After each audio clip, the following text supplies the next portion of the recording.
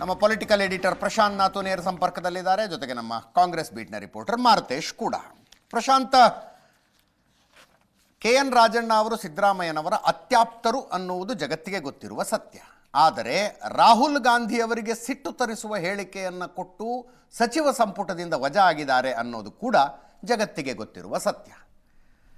ಇಂಥ ಟೈಮ್ನಲ್ಲಿ KN ರಾಜಣ್ಣ ಅವರ ನಿವಾಸಕ್ಕೆ ಊಟಕ್ಕೆ ಅಂತ ಸಿದ್ದರಾಮಯ್ಯನವರು ಹೋಗೋದು ಡೆಫಿನೆಟ್ಲಿ ರಾಜಕೀಯ ಚರ್ಚೆ ಇರುತ್ತೆ.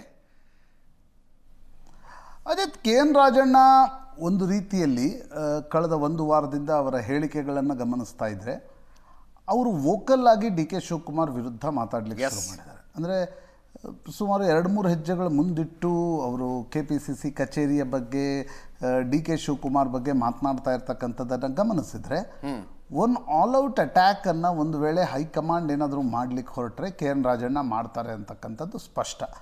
KN ರಾಜಣ್ಣ ಅವರ ಬೆಂಬಲಕ್ಕೆ ಮುಖ್ಯಮಂತ್ರಿ ಸಿದ್ದರಾಮಯ್ಯ ಮತ್ತು ಸತೀಶ್ ಜಾರಕಿಹೊಳಿ ಇದ್ದಾರೆ ಅನ್ನೋದು ಕೂಡ ಅಷ್ಟೇ ವಾಸ್ತವ. ಆದರೆ ಮುಂಬರುವ 10-12 ದಿನಗಳಲ್ಲಿ ಏನೆಲ್ಲ ಬೆಳವಣಿಗೆಗಳು ನಡೀತವೆ, ಯಾಕಂದರೆ ಒಂದು ರೀತಿ ನವೆಂಬರ್ 14ರ ನಂತರ ಅಥವಾ ಡಿಸೆಂಬರ್ ಮೊದಲನೇ ವಾರದ ಅವಧಿಯ ಒಳಗಡೆ 20 ದಿನದಲ್ಲಿ ಏನೆಲ್ಲ ಬೆಳವಣಿಗೆಗಳು ನಡೀಬಹುದು ಅಂತಕ್ಕಂಥ ಚರ್ಚೆ ಮುನ್ಸೂಚನೆಗಳ ಬೆನ್ನಲ್ಲೇ ರಾಜಣ್ಣ ಮನೆಯಲ್ಲಿ ಒಂದು ಔತಣಕೂಟವನ್ನು ಏರ್ಪಡಿಸಿ ಅಲ್ಲಿ ಶಾಸಕರ ಒಂದು ಏನಂತಾರೆ ಒಂದು ರೀತಿಯಾಗಿರ್ತಕ್ಕಂಥ ಶಕ್ತಿ ಪ್ರದರ್ಶನವನ್ನು ಸಿದ್ದರಾಮಯ್ಯನವರು ಮಾಡ್ತಾರಾ ಅಂತಕ್ಕಂಥದ್ರ ಬಗ್ಗೆ ಕೂಡ ಕುತೂಹಲ ಇದೆ. ಯಾಕಂದರೆ ರಾಜಸ್ಥಾನ್ ಮಾದರಿಯಲ್ಲಿ ಹೋದರೆ ಅಶೋಕ್ ಗೆಹ್ಲೋಟ್ ರೀತಿಯಲ್ಲೇ ಸಿದ್ದರಾಮಯ್ಯನವರು ಶಾಸಕರ ಶಕ್ತಿ ಪ್ರದರ್ಶನಕ್ಕೆ ನವೆಂಬರ್ 14ರ ಮೊದಲೇ ಇಳಿದ್ರೆ ಹೈಕಮಾಂಡ್ಗೆ ಏನು ಸೂಚನೆ ಹೋಗುತ್ತೆ ಅಂತಕ್ಕಂಥದ್ದನ್ನು ಕೂಡ ನೋಡಬೇಕಾಗತ್ತೆ. ಇಂಟ್ರೆಸ್ಟಿಂಗ್ಲಿ ಅಜಿತ್, DK ಶಿವಕುಮಾರ್ ತಮ್ಮ ಆಪ್ತ ಬಣದ ಎದುರುಗಡೆ ಹೇಳ್ತಿದ್ದಾರೆ, ಇಲ್ಲ ನನಗೆ ಹೈಕಮಾಂಡ್ ಭರವಸೆ ಕೊಟ್ಟಿತ್ತು, ಆದ ಕಾರಣದಿಂದ ನಾನು ಕಾನ್ಫಿಡೆಂಟ್ ಆಗಿದ್ದೀನಿ ಅಂತ. ಆದರೆ ಸಿದ್ದರಾಮಯ್ಯನವರು ತಮ್ಮ ಆಪ್ತರ ಎದುರು ಎಲ್ಲೂ ಕೂಡ ಹೈಕಮಾಂಡ್ ನನ್ನ ಜೊತೆ ಈ ವಿಷಯದ ಬಗ್ಗೆ ಮಾತನಾಡಿದೆ ಅಂತಕ್ಕಂಥದ್ದನ್ನು ಅತ್ಯಾಪ್ತರ ಬಳಿಯೂ ಕೂಡ ಹೇಳಿಲ್ಲ. ಆ ಕಾರಣದಿಂದ ಇದೊಂದು ಕುತೂಹಲ ನಿಶ್ಚಿತವಾಗಿದೆ. ಹೈಕಮಾಂಡ್ ಎಕ್ಸಾಕ್ಟ್ಲಿ ಏನು ಹೇಳಿತ್ತು, ಏನು ಭರವಸೆಯನ್ನು DK ಶಿವಕುಮಾರ್ ಕೊಟ್ಟಿತ್ತು, ಅದನ್ನು ಸಿದ್ದರಾಮಯ್ಯನವರ ಎದುರುಗಡೆ ಹೇಳಿತ್ತಾ ಇಲ್ವಾ, ಈ ಎಲ್ಲ ವಿಷಯಗಳು ಪ್ರಾಯಶಃ ಬಿಹಾರದ ಚುನಾವಣಾ ಫಲಿತಾಂಶದ ನಂತರ ಚರ್ಚೆಗೆ ಬರಲಿವೆ ಅಂತ ಅನಿಸುತ್ತೆ. ಸಿದ್ದರಾಮಯ್ಯನವರು ಒಂದು ಹಂತದಲ್ಲಿ ನೋಡಿದರೆ ಸಿದ್ದರಾಮಯ್ಯನವ್ರಿಗಿಂತ ಸಿದ್ದರಾಮಯ್ಯನವರ ಬೆಂಬಲಿಗರು ಸ್ವಲ್ಪ ಅಡಮೆಂಟ್ ಇದ್ದಾರೆ ಅನ್ನೋದು ಬಹಳ ಸ್ಪಷ್ಟವಾಗಿ ಕಾಣ್ತಾ ಇದೆ. ಅಡಮೆಂಟ್ ಇನ್ ದ ಸೆನ್ಸ್ ಯಾವುದೇ ಕಾರಣಕ್ಕೂ ಸಿದ್ದರಾಮಯ್ಯನವ್ರನ್ನ ಮುಖ್ಯಮಂತ್ರಿ ಸ್ಥಾನದಿಂದ ಕೆಳಗಿಳಿಸಬಾರ್ದು, ಸಂಪುಟ ಪುನಾರಚನೆಯನ್ನು ಮಾಡಬೇಕು ಅಂತಕ್ಕಂಥ ಒತ್ತಡವನ್ನು ಹೈಕಮಾಂಡ್ ಮೇಲೆ ಹಾಕುವ ಪ್ರಯತ್ನವನ್ನು ಮಾಡ್ತಿದ್ದಾರೆ. ಬಟ್ ಅಂತಿಮವಾಗಿ ಹೈಕಮಾಂಡ್ ಏನು ತೀರ್ಮಾನ ತೆಗೆದುಕೊಳ್ಳುತ್ತೆ, ಒಂದು ವೇಳೆ ಭರವಸೆ ಕೊಟ್ಟಿದ್ದಲ್ಲಿ DK ಶಿವಕುಮಾರ್ ಆಪ್ತ ಬಣದವರು ಅನೇಕ ಬಾರಿ ಹೇಳ್ತಿರ್ತಾರೆ, ಇಲ್ಲ KC ವೇಣುಗೋಪಾಲ್ ಮತ್ತು ರಣದೀಪ್ ಸಿಂಗ್ ಸುರ್ಜೇವಾಲಾ ಹೇಳ್ತಾರೆ ತುಂಬ ಒಳ್ಳೆಯ ದಿನಗಳು ನಿಮಗೆ ಬರಲಿವೆ, ಸ್ವಲ್ಪ ತಾಳ್ಮೆಯಿಂದಿರಿ ಅಂತ ಹೇಳ್ತಾರೆ ಅನ್ನೋದು DKC ಆಪ್ತ ಬಣದ ಮಾತುಗಳು.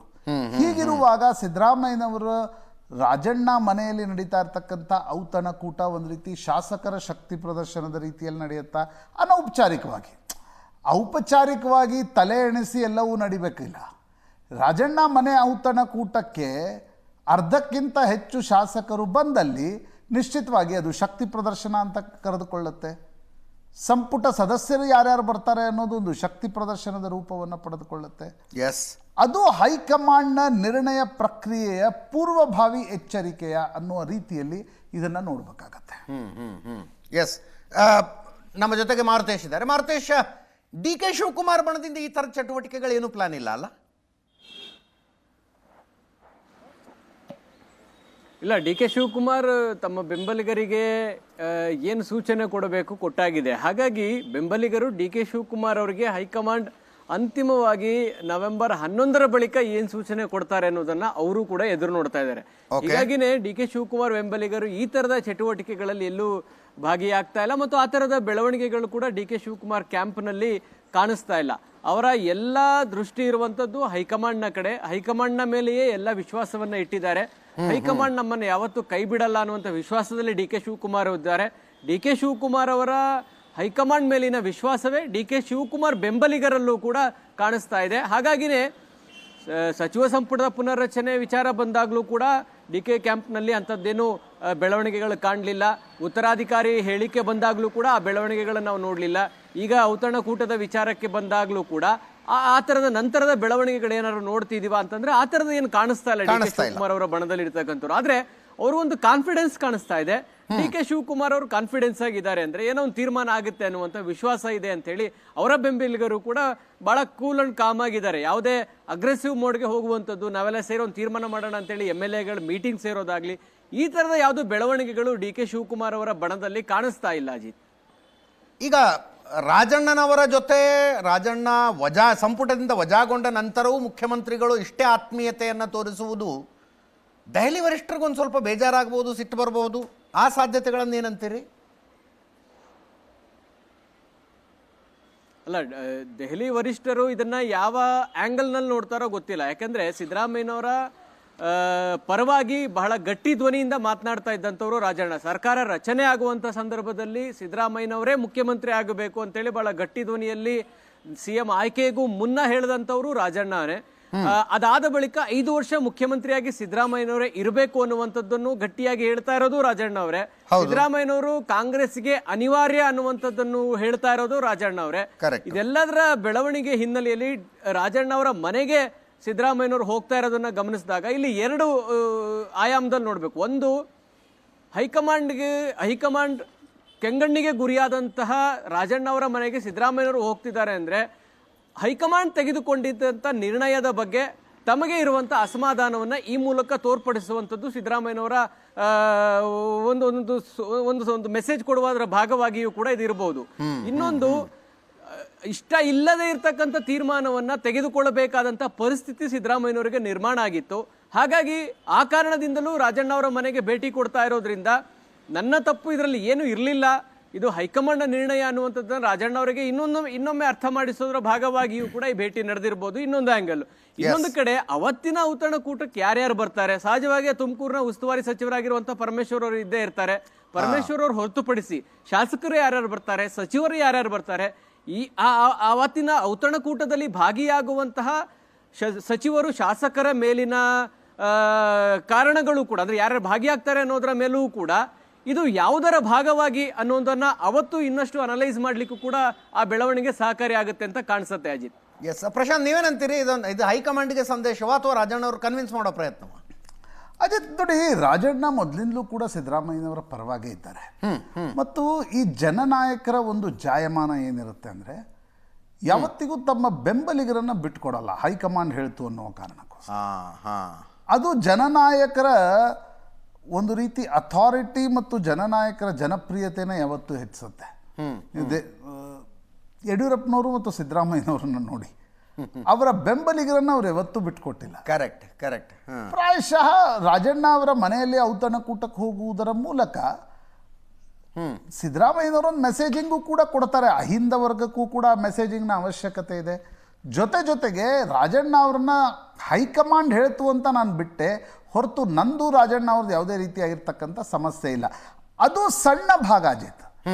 ಆದರೆ ರಾಜಣ್ಣ, ಸಿದ್ದರಾಮಯ್ಯ, ಸತೀಶ್ ಜಾರಕಿಹೊಳಿ, ಸಂತೋಷ್ ಲಾಡ್, ಈ ಒಂದು ಗುಂಪೇನಿದೆ ಇದು ಗಟ್ಟಿಯಾಗಿ ಸಿದ್ದರಾಮಯ್ಯನವರ ಜೊತೆ ಮೊದಲಿಂದಲೂ ಕೂಡ ನಿಂತ್ಕೊಂಡಿದೆ, ಈಗಲೂ ಕೂಡ ನಿಂತ್ಕೊಂಡಂತೆ ಕಾಣ್ತಿದೆ. ಹೀಗಿರುವಾಗ ಹೈಕಮಾಂಡ್ನ ದಿನಾಂಕ, ನಾಯಕತ್ವ ಬದಲಾವಣೆಯ ಚರ್ಚೆಗಳು ಬಹಳ ಜೋರಾಗಿ ನಡೀತಾ ಇದ್ದಾಗ, ಬಿಹಾರದ ಮತದಾನ 6 ಮತ್ತು 11ಕ್ಕಿದ್ದು 14ಕ್ಕೆ ಫಲಿತಾಂಶ ಬರ್ತಾ ಇರತಕ್ಕಂಥ ಸಂದರ್ಭದಲ್ಲಿ ಒಂದು ವೇಳೆ ಹೈಕಮಾಂಡ್ ತರಾತುರಿಯಲ್ಲಿ ಇಡೀ ಸಿದ್ದರಾಮಯ್ಯನವರ ಬಣ ಮಾಡ್ತಿರೋದೇನು, ಹೈಕಮಾಂಡ್ ನಿರ್ಣಯ ತೆಗೆದುಕೊಳ್ಳುವ ಮುಂಚೆ ಪ್ರಿಯಾಂಪ್ಟ್ ಮಾಡ್ತಾ ಇದೆ. ಯತೀಂದ್ರರ ಹೇಳಿಕೆಯ ಕಾಂಟೆಕ್ಸ್ಟ್ ಕೂಡ ಅದೇ, ರಾಜಣ್ಣ ಕೊಡ್ತಾ ಇರ್ತಕ್ಕಂಥ ಹೇಳಿಕೆಗಳ ಕಾಂಟೆಕ್ಸ್ಟ್ ಕೂಡ ಅದೇ. ಏನು ಆ ಕಾಂಟೆಕ್ಸ್ಟ್ನ ಅರ್ಥ? ಹೈಕಮಾಂಡ್ ನಿರ್ಣಯ ತೆಗೆದುಕೊಳ್ಳುವ ಮುಂಚೆ ನಾವೊಂದಿಷ್ಟು ಚಟುವಟಿಕೆಗಳನ್ನು ನಡೆಸ್ತೀವಿ, ಆಗ ಹೈಕಮಾಂಡ್ಗೆ ನಿರ್ಣಯ ತೆಗೆದುಕೊಳ್ಳೋದು ಅಷ್ಟೊಂದು ಸುಲಭವಾಗಿರಲ್ಲ. ಆ ಪ್ರಯತ್ನವನ್ನು ಸಿದ್ದರಾಮಯ್ಯನವರ ಬಣ ಮಾಡ್ತಾ ಇದ್ರೆ, ಡಿ ಕೆ ಶಿವಕುಮಾರ್ ಬಣ ಏನು ಮಾಡ್ತಾ ಇದೆ? ಅವ್ರಿಗೇನೀಗ ಔತಣಕೂಟ ನಡೆಸುವ ಪ್ರಮೇಯವೇ ಉದ್ಭವ ಆಗಲ್ಲ. ಹೌದು. ಅವ್ರೇನು ಬಯಸ್ತಾ ಇದ್ದಾರೆ? ಶಾಸಕರ ಸಂಖ್ಯೆ ಅದನ್ನ ಗುಡ್ಡೆ ಹಾಕುವುದರ ಬದಲಿಗೆ ಹೈಕಮಾಂಡ್ ನಿರ್ಣಯ ತೆಗೆದುಕೊಳ್ಳಿ, ಇಲ್ಲಿ ಚಟುವಟಿಕೆ ಯಾವುದೇ ನಡೆಯದಂತೆ ನಾವೊಂದಿಷ್ಟು ಪ್ರಯತ್ನವನ್ನ ಮಾಡಬೇಕು, ಕೆಲವರನ್ನ ವಿಶ್ವಾಸಕ್ಕೆ ತೆಗೆದುಕೊಳ್ಬೇಕು. ಪ್ರಾಯಶಃ ಡಿ ಕೆ ಶಿವಕುಮಾರ್ ಆ ಪ್ರಯತ್ನವನ್ನು ಕೂಡ ಒಳಗಿಂದೊಳಗೆ ನಿಶ್ಚಿತವಾಗಿ ಮಾಡ್ತಾ ಇರ್ತಾರೆ. ಹೀಗಾಗಿ ಡಿ ಕೆ ಶಿವಕುಮಾರ್ಗೆ ಅದರ ಅವಶ್ಯಕತೆ ಇಲ್ಲ. ಈಗ ಆ ಚಟುವಟಿಕೆಗಳು, ಆ ಶಕ್ತಿ ಪ್ರದರ್ಶನ, ಆ ಒಂದು ನಂಬರ್ಸ್ ನನ್ನ ಕಡೆ ಇದೆ, ಆ ಒಂದು ಅಡಾಮೆಂಟ್ ಒಂದು ಪೊಲಿಟಿಕಲ್ ಅಟಿಟ್ಯೂಡ್ ಏನಿರುತ್ತೆ ಅದನ್ನು ತೋರಿಸುವ ಪ್ರಯತ್ನವನ್ನು ಸಿದ್ದರಾಮಯ್ಯನವರ ಬಣ ಎಷ್ಟು ಮಾಡುತ್ತೆ. ಇದೆಲ್ಲ ಆದಮೇಲೂ ಅಜಿತ್, ಒಂದು ಹೈಕಮಾಂಡ್ ಕಲ್ಚರಲ್ಲಿ ಎರಡೂ ರಾಷ್ಟ್ರೀಯ ಪಕ್ಷಗಳಲ್ಲಿ ನಾವು ನೋಡಿದ್ದೀವಿ, ಹೈಕಮಾಂಡ್ ನಿರ್ಣಯ ತೆಗೆದುಕೊಳ್ತಾ ಇರೋ ಸಂದರ್ಭದಲ್ಲಿ ಹೈಕಮಾಂಡ್ ಕೂತು ನಿರ್ಣಯ ತೆಗೆದುಕೊಂಡು ಸುರ್ಜೇವಾಲರನ್ನು ಕಳಿಸಲ್ಲ. They will definitely call all important leaders to Delhi. Correct. They will brief them. Yes. They will ಒಂದು ವೇಳೆ ಆ ನಿರ್ಣಯವನ್ನು ತೆಗೆದುಕೊಳ್ಬೇಕಾದ್ರೆ ಅವರು ಕೂಡ ಎಕ್ಸಸೈಸ್ ಮಾಡ್ತಾರೆ. ಆ ಎಕ್ಸಸೈಸ್ ಮಾಡಿದ ಮೇಲೆ ನೀವು ಶಕ್ತಿ ಪ್ರದರ್ಶನಕ್ಕೆ ಹೋದ್ರೆ ಅದು ಭಿನ್ನಮತೀಯ ಚಟುವಟಿಕೆ ಅನ್ಸ್ಕೊಳ್ಳುತ್ತೆ. ಈಗ ನೀವು ಆ ಚಟುವಟಿಕೆ ಮಾಡಿದ್ರೆ ಅದು ಶಕ್ತಿ ಪ್ರದರ್ಶನ ಅನ್ನಿಸ್ಕೊಳ್ಳುತ್ತೆ. Correct correct. ಆ ಪ್ರಯತ್ನವನ್ನ ಸಿದ್ದರಾಮಯ್ಯನವರ ಬಣ, ರಾಜಣ್ಣ ಅವರ ಮನೆಯಲ್ಲಿ ಔತಣಕೂಟ, ನಾಳೆ ಬೇರೆ ಯಾವುದ್ಯಾವುದೋ ಕಾರ್ಯಕ್ರಮದಲ್ಲಿ ಶಾಸಕರು ಸಿದ್ದರಾಮಯ್ಯನವರ ಜೊತೆಗಿರುವಂತೆ ನೋಡಿಕೊಳ್ಳೋದು, ಈ ಪ್ರಯತ್ನ ನಿಶ್ಚಿತವಾಗಿ ಪ್ರಾಯಶಃ ನವೆಂಬರ್ ಅಂತ್ಯದವರೆಗೂ ನಡೆಯುತ್ತೆ ಅಂತ ನನಗನ್ಸುತ್ತೆ Jit. Yes yes. Thank you so much Maruthesh.